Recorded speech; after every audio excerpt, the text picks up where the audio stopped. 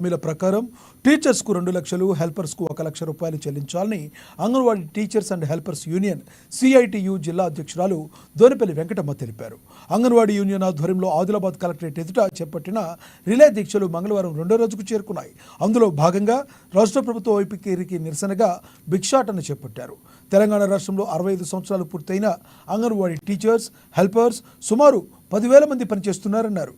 అంగన్వాడీ ఉద్యోగుల సమస్యలతో పాటు రిటైర్మెంట్ బెనిఫిట్స్ పెంచాలని 2023 సెప్టెంబర్ 11 నుండి అక్టోబర్ 4 వరకు రాష్ట్రంలో 24 రోజులు అంగన్వాడీ ఉద్యోగులు నిరవధిక సమ్మె చేశారన్నారు.